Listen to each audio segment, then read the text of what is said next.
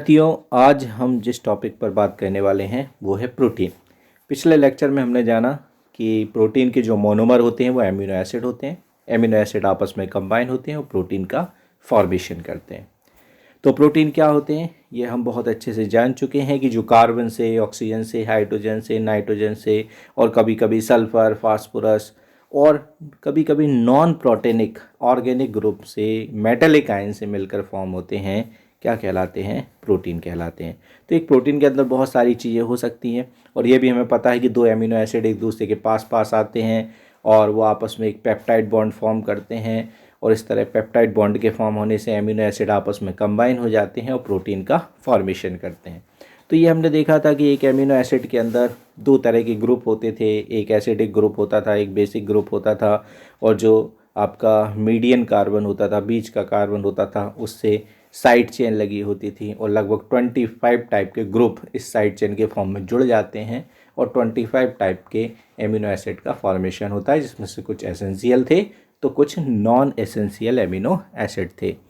ठीक है, अब यहाँ हम बताने की कोशिश करेंगे कि ये आपको दिख रहा होगा कि एक एमिनो एसिड है और मेरे लेफ्ट हैंड साइड एक एमिनो एसिड है, राइट हैंड साइड दूसरा एमिनो एसिड है। जैसे ही दोनों एमिनो एसिड आए तो देख रहे हैं एक एमिनो एसिड का H जो कि रेड कलर से इंडिकेट किया गया है और दूसरे एमिनो एसिड का OH, दोनों आपस में H2O मॉलिक्यूल को क्या कर देते हैं? लूज कर देते हैं और आपस में CONH बॉन्ड का फॉर्मेशन कर लेते हैं। तो इस तरह जो CONH बॉन्ड बनता है उसे हम पेप्टाइड बॉन्ड कहते हैं। तो दो एमिनो एसिड जब एक दूसरे से कंबाइन होते हैं तो उनके बीच में जो बॉन्ड बनता है वो पेप्टाइड बॉन्ड कहलाता है। अगर दो एमिनो एसिड आपस में कंबाइन हुए हैं तो उसे हम डाईपेप्टाइड कहते हैं। अगर तीन एमिनो एसिड आपस में कंबाइन हुए हैं तो उसे हम ट्राईपेप्टाइड कहते हैं। चार हुए हैं तो टेट्रापेप्टाइड और जब 10 से ज़्यादा होते हैं तो उन्हें हम पॉलीपेप्टाइड कहते हैं। और जब इस तरह 100 से लेकर 180 एमिनो एसिड तक आपस में जुड़ जाते हैं और बहुत ज़्यादा मॉलिक्यूलर मास हो जाता है तो हम कहते हैं कि प्रोटीन का फॉर्मेशन हुआ है। तो हम ये कह सकते हैं कि प्रोटीन जो है वो एक तरह की पॉलीपेप्टाइड यूनिट है जिसका मॉलिक्यूलर मास बहुत ज़्यादा होता है और जिसमें बहुत सारी पेप्टाइड यूनिट होती हैं, मतलब ये एक तरह के डाईपेप्टाइड होते हैं। अब प्रोटीन का हमारी डेली लाइफ में क्या क्या यूजेस है तो ये हम पहले भी देख चुके हैं कि हमारी बॉडी में स्ट्रक्चर बनाने का काम करते हैं, जैसे कोलेजन, कैरोटीन। अब ये हमारे देखा जाए तो स्किन के अंदर कोलेजन पाया जाता है। हमारे जानवरों के जो हॉर्न्स होते हैं, सींग होते हैं, नाखून, बाल, इन सब में कोलेजन और कैरोटीन ही पाया जाता है। लिखा भी है स्किन में, बोन में, हेयर में, नेल्स में, तो यहाँ पर कोलेजन और कैरोटीन पाए जाते हैं। यानी हम कहें तो ह्यूमन बॉडी के स्ट्रक्चर को फॉर्म करने का काम या एनिमल्स के बॉडी का जो स्ट्रक्चर बनाते हैं वो प्रोटीन ही बनाते हैं। एज ए कैटलिस्ट काम करते हैं। हमने बताया था कि एंजाइम के फॉर्म में ये हमारी बॉडी की डाइजेस्टिव प्रोसेस को कई गुना बढ़ा देते हैं, हमारे बॉडी की बायोकेमिकल प्रोसेस को कैटलाइज्ड करते हैं। मूवमेंट, जब भी हमारी बॉडी मूवमेंट करती है तो हमारे मसल्स भी मूव करते हैं और मसल्स के मूवमेंट के लिए हमें एक्टिन और मायोसिन जैसे प्रोटीन की ज़रूरत होती है। ट्रांसपोर्टेशन की बात करें तो हमें पता है कि हीमोग्लोबिन हमारी बॉडी में ऑक्सीजन का ट्रांसपोर्टेशन करता है और जिसके थ्रू ऑक्सीजन हमारी बॉडी के सभी पार्ट तक पहुंचती है और हम बेहतर तरीके से काम कर पाते हैं। इसके अलावा हीमोग्लोबिन के अलावा एक मायोग्लोबिन प्रोटीन भी हमारी बॉडी में होता है जो ऑक्सीजन को स्टोर करके रखता है। फिर बात करें हार्मोन्स की तो इंसुलिन, ऑक्सीटोसिन है ना, जो कि ग्रोथ हार्मोन है। इंसुलिन हमें पता है कि हमारी बॉडी में शुगर लेवल को मेंटेन रखता है। तो ये सारे काम जो हैं वो प्रोटीन के ही हैं। तो प्रोटीन हमारी बॉडी में बहुत सारे फंक्शंस को कंप्लीट कर रहा होता है, यानी हमारी बॉडी के एक बहुत इंपॉर्टेंट बायोमॉलिक्यूल्स हैं। अब बात करते हैं कि प्रोटीन के स्ट्रक्चर की। तो प्रोटीन का जो स्ट्रक्चर है वो चार तरह का होता है: primary structure, secondary structure, tertiary structure और क्वाटरनरी स्ट्रक्चर। तो सबसे पहले हम बात करते हैं प्राइमरी स्ट्रक्चर की। तो प्राइमरी स्ट्रक्चर हमें ये बताता है कि एक लीनियर फॉर्म में किस तरह से एमिनो एसिड अरेंज हुए हैं। मतलब एक एमिनो एसिड पर दूसरा एमिनो एसिड पर तीसरा एमिनो एसिड जब अरेंज होते हैं तो एक लीनियर स्ट्रक्चर का एक लीनियर सीक्वेंस बनता है जिसे हम प्रोटीन का प्राइमरी स्ट्रक्चर कहते हैं। ठीक है, अब एक फिक्स होता है कि ये एमिनो एसिड इस एमिनो एसिड से जुड़ेगा और ये एमिनो एसिड इस एमिनो एसिड से जुड़ेगा। जब एक फिक्स ऑर्डर होता है तो एक किसी डेफिनेट प्रकार के प्रोटीन का फॉर्मेशन होता है। लेकिन जब उन्हीं एमिनो एसिड का अरेंजमेंट किसी और तरीके से होता है फिर दूसरे प्रकार का प्रोटीन बनता है। तो आपके 25 प्रकार के अमीनो एसिड हैं वो अलग अलग तरह से जुड़कर अलग अलग टाइप के प्रोटीन का फॉर्मेशन करते हैं। तो एक पर्टिकुलर प्रोटीन में जो अमीनो एसिड है वो एक फिक्स ऑर्डर में ही अरेंज होते हैं और उसे हम प्रोटीन का प्राइमरी स्ट्रक्चर कहते हैं। जैसे बात करें कि हीमोग्लोबिन, अब हीमोग्लोबिन में 574 टाइप के अमीनो एसिड होते हैं और अगर एक भी अमीनो एसिड अपनी जगह से हट जाता है तो एमिनो एसिड की जो प्राइमरी स्ट्रक्चर है वो चेंज हो जाता है और अगर प्राइमरी स्ट्रक्चर चेंज हुआ तो हीमोग्लोबिन अपना पर्टिकुलर काम नहीं कर पाता, जिससे सिकल सेल एनीमिया जैसी बीमारी हो जाती है। तो हर प्रोटीन को अपना कार्य करने के लिए एमिनो एसिड का एक रेगुलर अरेंजमेंट चाहिए और अगर ये अरेंजमेंट डिस्टर्ब हुआ तो समझ लीजिए प्रोटीन ने अपना काम करना या तो बंद कर दिया या परिवर्तित कर दिया है, जिससे बहुत सारी तरह की विकृतियाँ, डीनेचरिंग हमें देखने को मिल जाती हैं। तो सबसे पहले प्रोटीन के प्राइमरी स्ट्रक्चर को बताने का काम इंसुलिन हार्मोन में किया गया था। सर फ्रेडरिक सेंगर ने ये काम किया था और इसके लिए उन्हें 2 बार नोबेल पुरस्कार से सम्मानित भी किया गया। तो जो प्रोटीन की प्राइमरी स्ट्रक्चर है वो हमें एमिनो एसिड के ऑर्डर, उनके अरेंजमेंट के बारे में बताती है। ठीक है, तो हमें पता है कि एमिनो एसिड, एक एमिनो एसिड, दूसरा एमिनो एसिड, तीसरा एमिनो एसिड, चौथा एमिनो एसिड एक फिक्स ऑर्डर में अरेंज होते जाते हैं जो प्रोटीन की प्राइमरी स्ट्रक्चर का फॉर्मेशन करते हैं। अब यहाँ ये मैं बताने की कोशिश की गई है कि ये बहुत सारे तरह के एमिनो एसिड हैं। जब ये एमिनो एसिड अलग अलग कलर के मोतियों की तरह हमें दिखाई दे रहे हैं, जब ये एमिनो एसिड एक दूसरे के पास पास आने लगते हैं, इरेगुलर होने की कोशिश करते हैं, तो ये देखिए एक माला के मोतियों की तरह आपस में एक फिक्स ऑर्डर में अरेंज हो जाते हैं और इस तरह से प्रोटीन का जो स्ट्रक्चर बनता है उसे हम प्रोटीन का प्राइमरी स्ट्रक्चर कहते हैं। देखिए किस तरह से लंबी लंबी पॉलीपेप्टाइड चेन्स का फॉर्मेशन होता है और इस तरह पॉलीपेप्टाइड चेन एक दूसरे के पास पास आकर लंबे लंबे धागे जैसी संरचनाएं बना लेते हैं, जिसे हम प्रोटीन की प्राइमरी स्ट्रक्चर कहते हैं। अब आगे देखिए, इस प्रोटीन के प्राइमरी स्ट्रक्चर्स में ही हम देख रहे हैं कि CO और NH पेप्टाइड बॉन्ड है।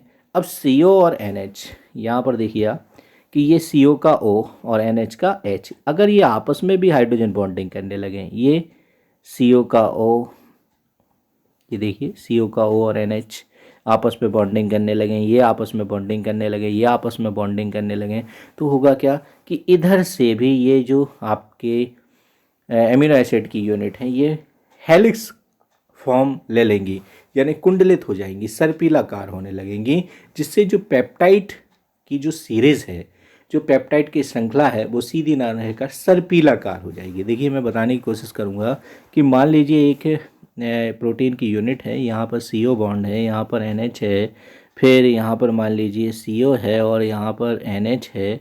अब इसके O और H के बीच हाइड्रोजन बॉन्डिंग होने लगे, इसके O और H के बीच हाइड्रोजन बॉन्डिंग होने लगे, तो बताइए क्या प्रोटीन का स्ट्रक्चर सीधा रह पाएगा? बिल्कुल नहीं। ये कैसा हो जाएगा?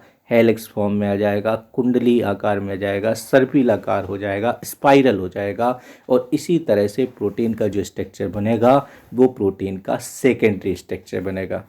तो हम बात कर रहे हैं कि प्रोटीन का जो सेकेंडरी स्ट्रक्चर है वो कुछ इस तरह का हो जाता है। ठीक है, यानी यूनिट तो सीधी ही थी, लेकिन उस एक सीधी यूनिट में ही CO और NH के बीच में आपस में बॉन्डिंग हो जाने से जो प्रोटीन का स्ट्रक्चर है वो सीधा ना होकर स्पाइरल हो जाता है। तो हम इस प्रोटीन के प्राइमरी स्ट्रक्चर को सेकेंडरी स्ट्रक्चर कहने लगते हैं। और सेकेंडरी स्ट्रक्चर में भी जब सिंगल स्ट्रक्चर्स में ही इस तरह से स्पाइरल होता है तो इस स्ट्रक्चर को हम अल्फा हेलिक्स स्ट्रक्चर के नाम से जानते हैं। हमारा बाल कुछ ऐसा ही होता है। अगर हम बात करें फीमेल के बाल की तो लंबे लंबे बाल होते हैं, लेकिन वो बाल आपने कभी सीधा नहीं देखा होगा, वो हमेशा कैसा रहता है? टेढ़ा सा रहता है। क्यों? क्योंकि कहीं ना कहीं उसमें हाइड्रोजन बॉन्डिंग होती है। जब हम बाल के दोनों सिरों को पकड़कर खींचते हैं तो हाइड्रोजन बॉन्डिंग टूट जाती है और छोड़ते हैं तो वापस क्रिएट हो जाती है।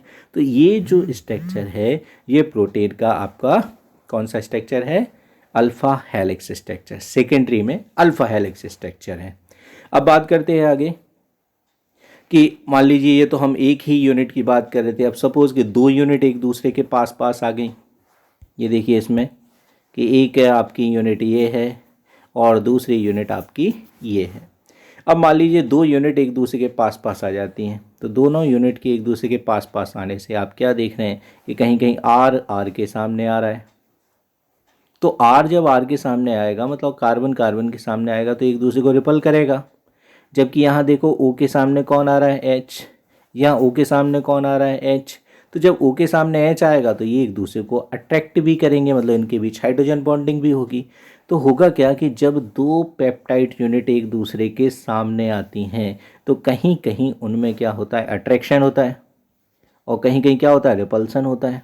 तो जहाँ अट्रैक्शन होता है वहाँ पास आती हैं, रिपल्सन होता है वहाँ दूर जाती हैं। इस तरह अट्रैक्शन रिपल्सन की वजह से दो पॉलीपेप्टाइड यूनिट जो हैं वो सीधी ना रहकर कैसी हो जाती हैं, सर्पिलाकार हो जाती हैं। ठीक है, तो कहीं कहीं तो उनमें हाइड्रोजन बॉन्डिंग बन जाते हैं, कहीं कहीं वो एक दूसरे को रिपल कर रही होती हैं। तो इस तरह से जो स्ट्रक्चर बन जाते हैं उन स्ट्रक्चर्स को हम कौन से स्ट्रक्चर कहते हैं, बीटा प्लेटेड स्ट्रक्चर। इस स्ट्रक्चर से आपको ये बात समझ में आ रही होगी। जैसे घर पे टीन सेट देखें, स्पाइरल होते हैं, प्लेटेड टाइप के होते हैं, कभी पास कभी दूर, कभी पास कभी दूर, इस तरह का स्ट्रक्चर बनता है। तो इसी तरह का स्ट्रक्चर प्रोटीन की बीटा प्लेटेड स्ट्रक्चर में भी बनता है। लेकिन एक बात ध्यान रखें, अल्फा हेलिक्स का मतलब है एक ही पॉलीपेप्टाइड चेन के बीच हाइड्रोजन बॉन्ड बनना, और बीटा प्लेटेड का मतलब है दो चेन के बीच हाइड्रोजन बॉन्ड बनना, तो कहीं कहीं उनमें रिपल्सन भी होना। तो ये प्रोटीन की बीटा प्लेटेड स्ट्रक्चर है जो कि रेशम में पाई जाती है, सिल्क में पाई जाती है। ठीक है, आगे बात करें। ये कुछ सिल्क का फोटो दिया है, यहाँ पर सिल्क मॉथ दिया है, रेशम का कीड़ा कि कैसे रेशम का फॉर्मेशन करता है ना। ये बूल दिया है जो प्रोटीन का secondary alpha helix structure form करता है। चलिए आगे बढ़ते हैं। तो अब हुआ क्या कि प्रोटीन का हमने प्राइमरी स्ट्रक्चर देख लिया, प्रोटीन का हमने सेकेंडरी स्ट्रक्चर देख लिया।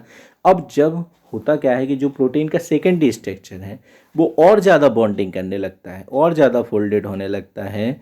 तो वो इतना ज़्यादा फोल्डेड हो जाता है कि कभी दो अल्फ़ा हेलिक्स स्ट्रक्चर एक दूसरे के पास पास आ जाते हैं, तो कभी एक दूसरे से दूर दूर चले जाते हैं। जैसे हमने बात की कि ये एक अल्फ़ा हेलिक्स स्ट्रक्चर था, उसको समझने की कोशिश करेंगे कि ये आपका एक अल्फ़ा हेलिक्स स्ट्रक्चर था, ये दूसरा अल्फ़ा हेलिक्स स्ट्रक्चर था, दोनों एक दूसरे के पास पास आ गए, एक दूसरे से हेलिक्स बना लिया। अब हेलिक्स बनाते बनाते बनाते ये इतने ज़्यादा कॉम्प्लिकेटेड हो जाते हैं, ये देखिए एक दूसरे के ऊपर इतने ज़्यादा कॉम्प्लिकेटेड हो जाते हैं कि कभी कभी तो ये एक दूसरे पर स्पाइरल हो जाते हैं, तो कभी एक दूसरे से अलग अलग भी हो जाते हैं, ये देखिए, और फिर स्पाइरल हो जाते हैं। तो इस तरह का जो स्ट्रक्चर है ये प्रोटीन का टर्सरी स्ट्रक्चर कहलाता है। ये देखिए आप, ये प्रोटीन का कौन सा स्ट्रक्चर है, टर्सरी। तो अभी तक जो बात हमने समझी है वो ये है कि प्राइमरी स्ट्रक्चर हमें सिर्फ ये बताता है कि एमिनो एसिड जो हैं वो किस ऑर्डर में अरेंज हैं। सेकेंडरी स्ट्रक्चर में अल्फा हेलिक्स हमें ये बताता है कि प्रोटीन का जो स्ट्रक्चर है वो सीधा नहीं रहेगा क्योंकि उसमें हाइड्रोजन बॉन्डिंग होगी, इसलिए स्पाइरल हो जाएगा। और alpha helix beta pleated structure में ये बताता है कि दो यूनिट एक दूसरे के पास आएंगी, कभी वो एक दूसरे से पास पास चली जाएंगी, तो कभी रिपल्सन की वजह से दूर दूर चली जाएंगी, इसलिए जो स्ट्रक्चर वो सीधा ना होकर लहरियादार हो जाएगा, प्लेटेड हो जाएगा, तो इसे हम बीटा प्लेटेड स्ट्रक्चर कहेंगे। और टर्सरी स्ट्रक्चर हमें ये बता रहा है कि जो सेकेंडरी स्ट्रक्चर है वो बहुत ज़्यादा कॉम्प्लिकेटेड होता जा रहा है, उसमें कई तरह की बॉन्डिंग हो रही है। इस तरह वो एक क्या कहें, कॉम्पैक्ट टाइप की संरचना का फॉर्मेशन कर रहा है, और जो स्ट्रक्चर अब बन रहा है वो प्रोटीन का टर्सरी स्ट्रक्चर होगा। अब होता क्या है कि मान लीजिए यही प्रोटीन के टर्सरी स्ट्रक्चर फिर से एक दूसरे के पास पास आने लगें, एक दूसरे से एसोसिएट होने लगें, तो फिर जो स्ट्रक्चर बनेगा वो एक तरह का टेट्रामर फॉर्म धारण कर लेगा, एक तरह का टेट्रामर शेप ले लेगा, और जिसे हम प्रोटीन का क्वाटनरी स्ट्रक्चर कहते हैं। और इस तरह का स्ट्रक्चर जो है वो हमें हीमोग्लोबिन में दिखाई देता है। ये देखिए यहाँ पर बताया कि कई सारी सब यूनिट आपस में जुड़ रही हैं और एक क्वाटनरी स्ट्रक्चर फॉर्म कर रही हैं, और कभी कभी इन क्वाटनरी स्ट्रक्चर्स के बीच में कोई मेटल आयन जाकर फंस जाता है, जिससे कॉम्प्लेक्स स्ट्रक्चर्स बनते हैं। जैसे हम बात करें कि क्लोरोफिल, मैग्नीशियम इसी तरह की प्रोटीन का स्ट्रक्चर फॉर्म करता है, हीमोग्लोबिन में आयरन भी इसी तरह के क्वाटनरी स्ट्रक्चर को फॉर्म कर रहा होता है। तो यहाँ पर एक हीमोग्लोबिन का स्ट्रक्चर बताया गया है। तो बच्चों समझ गए होंगे आज हमने क्या क्या पढ़ा, एक बार जल्दी जल्दी हम रिवाइज करते हैं। हमने क्या देखा कि जो प्रोटीन है वो काय से मिलकर बने होते हैं, एमिनो एसिड से मिलकर बने होते हैं। और प्रोटीन होते क्या हैं, तो हमने पढ़ा कि एमिनो एसिड के आपस में कंबाइन होने से, उनके पेप्टाइड लिंकेज की वजह से प्रोटीन का फॉर्मेशन होता है। एमिनो एसिड मिलकर प्रोटीन का फॉर्मेशन करते हैं, और जब एमिनो एसिड आपस में मिलते हैं तो वाटर का मॉलिक्यूल खो देते हैं, लूज कर देते हैं, और आपस में पेप्टाइड बॉन्ड बनाते हैं। अगर 2 अमीनो एसिड मिलते हैं तो डाईपेप्टाइड, 3 मिलते हैं तो ट्राईपेप्टाइड, 4 मिलते हैं तो टेट्रापेप्टाइड और बहुत सारे मिलते हैं तो पॉलीपेप्टाइड। तो जो प्रोटीन है वो एक तरह का पॉलीपेप्टाइड ही है।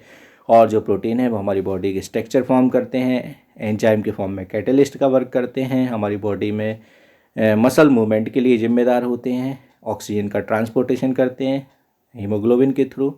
हमारी बॉडी में जो हार्मोन्स हैं वो भी प्रोटीन ही हैं। इसके अलावा मायोग्लोबिन ऑक्सीजन को स्टोरेज करके भी रखता है। तो ये हमने प्रोटीन के फंक्शंस देखे। फिर हमने देखा कि प्रोटीन के 4 तरह के स्ट्रक्चर हो सकते हैं, प्राइमरी, सेकेंडरी, टर्सरी और क्वाटरनरी। प्राइमरी स्ट्रक्चर हमें सिर्फ और सिर्फ ये बताता है कि एमिनो एसिड किसी प्रोटीन के अंदर किस तरह से अरेंज हैं, ये हमेशा लीनियर स्ट्रक्चर शो करते हैं। और प्रोटीन एक फिक्स सीक्वेंस में ही होते हैं। अगर उनके सीक्वेंस को बिगाड़ दिया जाए या किन्हीं वजह से सीक्वेंस बिगड़ता है तो प्रोटीन की कार्यशैली, प्रोटीन का फंक्शन चेंज हो सकता है। और हमने ये भी देखा कि कई सारे अमीनो एसिड एक फिक्स ऑर्डर में अरेंज होने लगते हैं और फिक्स ऑर्डर में अरेंज होकर ही प्रोटीन के प्राइमरी स्ट्रक्चर बनाते हैं और इस तरह से एक लंबी पॉलीपेप्टाइड सीरीज चेन का फॉर्मेशन होता है। लेकिन इस चेन में भी सी और NH के ऑक्सीजन और हाइड्रोजन के बीच में हाइड्रोजन बॉन्डिंग होने लगती है, जिससे प्रोटीन सीधा ना होकर स्पाइरल हो जाता है और इसे हम प्रोटीन की अल्फ़ा हेलिक्स स्ट्रक्चर कहते हैं। लेकिन जब यही 2 अल्फ़ा हेलिक्स स्ट्रक्चर एक दूसरे के नज़दीक आती हैं तो कहीं कहीं उनमें अट्रैक्शन, कहीं कहीं रिपल्सन होता है, जिससे प्रोटीन का जो स्ट्रक्चर है वो सीधा ना होकर प्लीटेड हो जाता है, लहरियादार हो जाता है और इसे हम बीटा प्लीटेड या बीटा लहरियादार संरचना कहते हैं। और ये जो आपका अल्फ़ा हेलिक्स स्ट्रक्चर है वो हमारे बालों में, ऊन में पाया जाता है और रेशम के अंदर जो है वो आपका बीटा प्लेटेड स्ट्रक्चर होता है। अल्फा हेलिक्स ऊन और बाल में और बीटा प्लेटेड रेशम में पाया जाता है।